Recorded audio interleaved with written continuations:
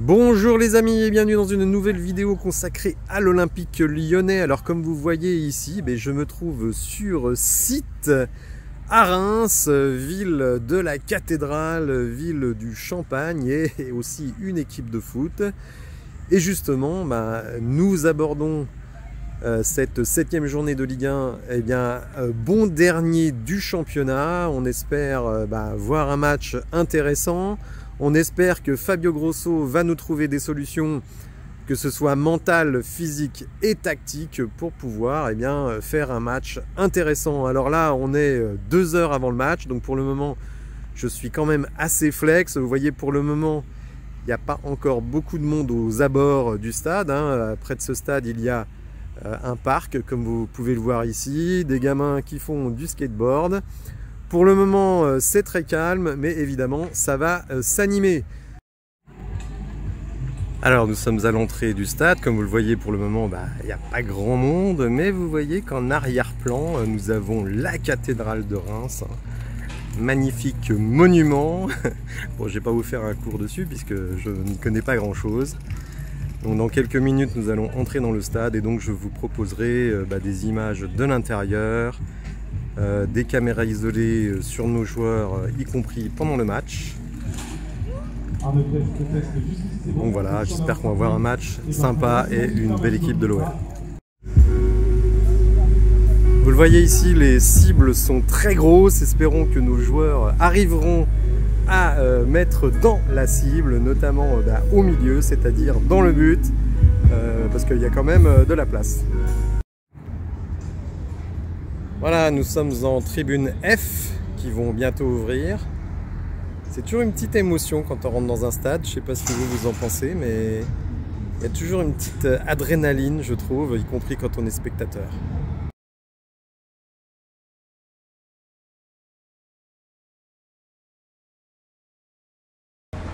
Bonjour les amis, donc je suis à Delaune aujourd'hui pour voir le match de Reims, et donc Fabrice avec moi, supporter de l'OL. Salut Fabrice. Ça va bien? Écoute, pour le moment oui, avant le match ça va bien. On va espérer la victoire. Ouais, tout à fait. Qu'est-ce que tu penses du début de saison de l'OL? Moi je t'avoue, il est catastrophique. Ouais, non, il est catastrophique. Déjà je pense que reconduire Laurent Blanc c'était une grosse connerie. Ouais. Parce que c'est pas un mec qui arrivait à animer ses troupes et son équipe. Et justement Grosso, comment tu le vois par rapport à Blanc? Plus énergique, plus déterminé? Non. Non. Je m'attendais pas à un entraîneur comme ça. Moi j'aurais voulu un mec... C'était plutôt Gattuso? J'étais plus Gattuso. Moi je veux un mec qui leur rentre dedans, qui les bouge un petit peu, parce que je pense que c'est ça qu'il nous faut aujourd'hui. Et après passer sur un mec peut-être plus tacticien comme Grosso. En fait l'idée c'était d'avoir une sorte de pompier de service. Ouais, mais c'est pas le bon pour moi. Histoire de se remettre un peu dedans, voilà. Et ensuite un projet plus long terme. Ouais. Grosso je le vois pas rester longtemps à Lyon. Je le vois faire 18 mois maximum. 18 mois, ouais, c'est gentil. Ouais. Je sais pas, j'en suis pas sûr. Après c'est un Lyonnais, donc peut-être qu'il aurait une carte, un petit joker en plus. Parce que je sais pas. De toute façon, ce sera les résultats qui vont trancher le parler pour lui, c'est sûr. Il y a une grosse polémique en ce moment sur le milieu de terrain, notamment Tolisso, qui est très contesté, même Cacré. Bon, on sait qu'Akoki n'est pas là aujourd'hui. Toi, est-ce que le milieu de terrain, qu'est-ce que tu en penses? Je pense honnêtement qu'on a de la qualité au milieu de terrain. Ouais. C'est ça qui est frustrant, c'est que je pense qu'on a de la qualité. On a top 5 des meilleurs milieux de terrain de Ligue 1, je pense. Alors justement, Cacré, il finit très bien la saison, et là il commence dans la rue, quoi. Je comprends pas. Mais parce que Cacré, c'est un mec qui fait de la confiance. Cacré, il marche à la confiance. Je pense que c'est vraiment un problème de confiance. Je pense que Cacré, il marche à la confiance, et il lui faut un mec à côté de lui qui lui rapporte de la confiance en récupérant tous les ballons. Lui, il est fort, mais pour moi, dans les 30 derniers mètres adverses.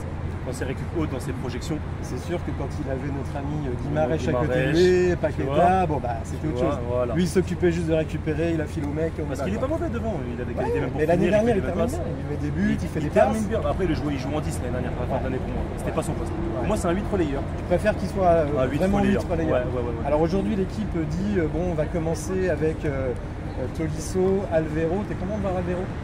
Ouais, j'attends de voir. Ouais. Je pense que ça peut être bien. C'est un grand qui a du physique, un peu box-to-box à l'anglaise. Ouais. Je pense qu'il peut nous aider. Je pense qu'il peut nous aider surtout dans l'impact physique. Après, techniquement, moi, de ce que j'ai vu de lui à l'époque, en Ligue 2, il touchait un peu du ballon. Ouais.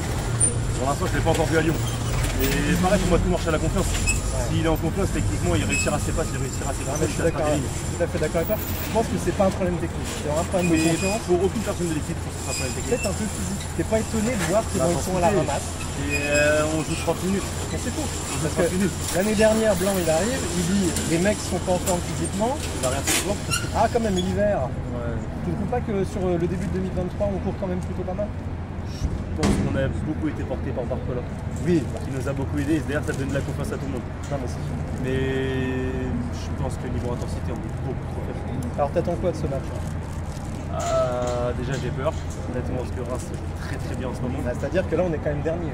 Parce que, oui, clairement, match nul, ouais. Match nul, ils ont une meilleure différence de but. Ouais, non, j'ai peur. Honnêtement, j'ai peur. Ouais. Après, il va nous falloir un déclic. Il y a un match où on va bien jouer, ça va nous remettre dedans, la machine va se relancer. Ça peut être aujourd'hui, comme ça peut être la semaine prochaine contre Clermont. Qu'est-ce qui te contenterait aujourd'hui? Le résultat ou le contenu? Le résultat. Je m'en fous. Un vieux 1-0 tout pourri avec un CC à la 90e. Je prends. Ouais, parce que je lui ai dans la voiture. Je lui ai dit, moi, CC 90e, je le prends tous les jours. T'habites où sinon? Moi, j'habite en région parisienne. Ouais, comme moi. J'habite en région parisienne, donc l'avantage, c'est qu'on n'est pas loin pour venir. Ouais, c'est clair.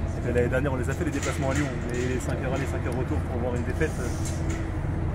Bah, tu sais, moi, j'ai réservé les places avant le départ de Barcola. Avant le changement d'entraîneur, avant les 6 matchs sans victoire.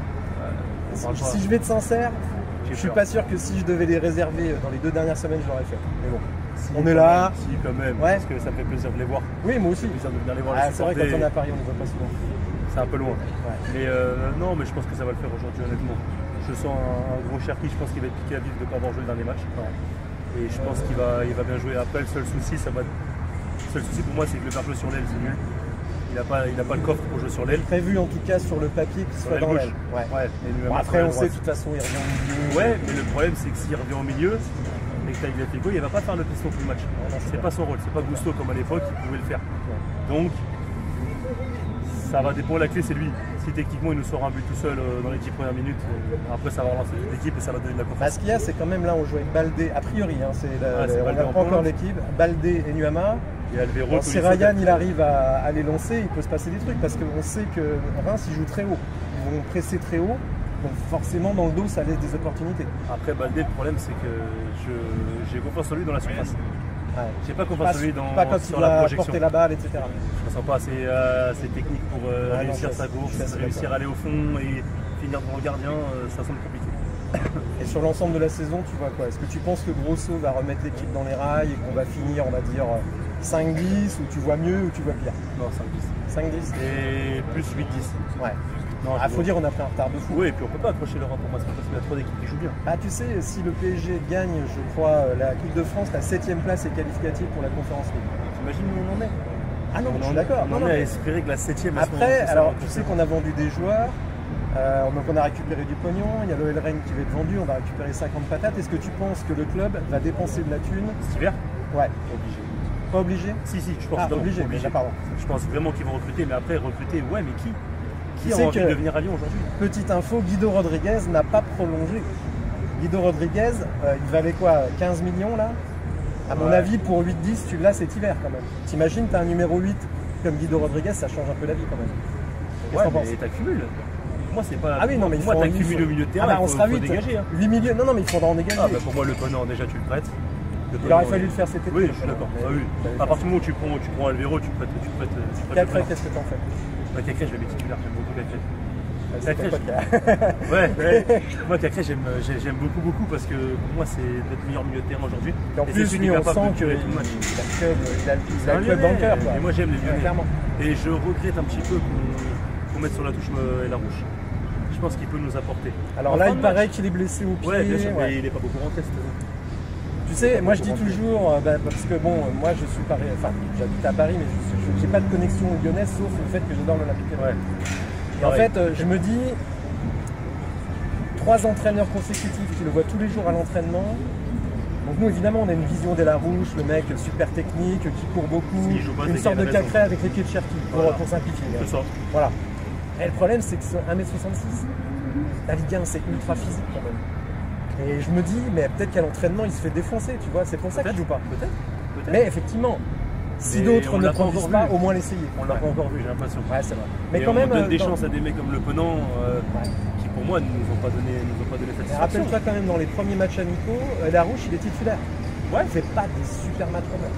Bon, tu me diras, l'équipe est à la rue, donc c'est pas facile. Premier match en pro, moi je t'avoue, je suis très indulgent avec les Lyonnais Pur Souche. Oui, je vois ça. Je suis très indulgent. Je vois ça. Et beaucoup moins avec les autres, malheureusement.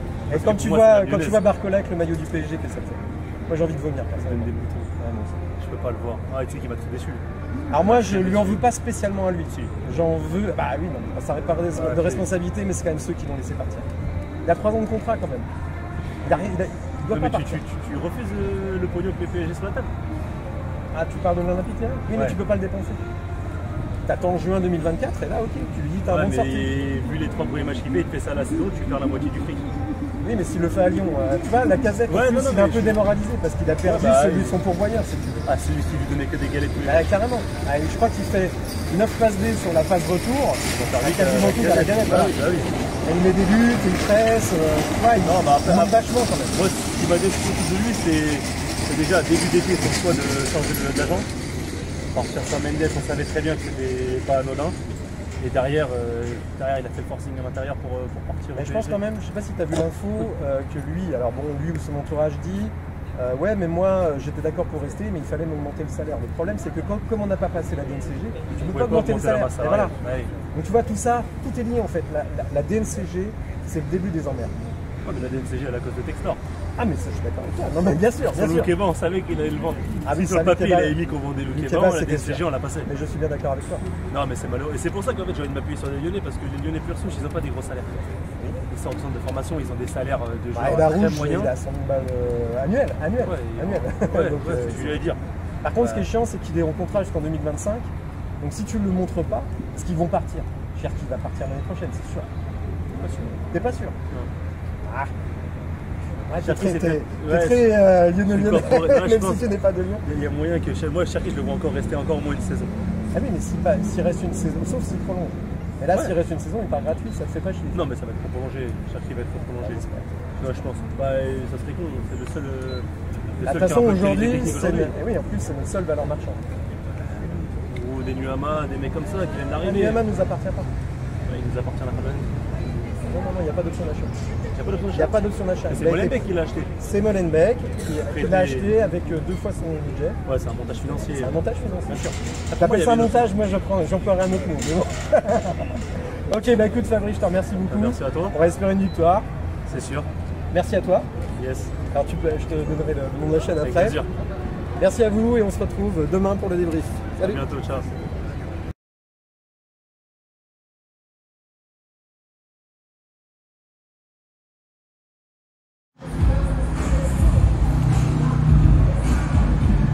Voilà ce moment où on pénètre dans le stade. Un petit stade très sympa, Auguste Delaune. Vous voyez, pour le moment, il n'y a pas encore grand monde. Visuellement, belle pelouse. Très belle pelouse.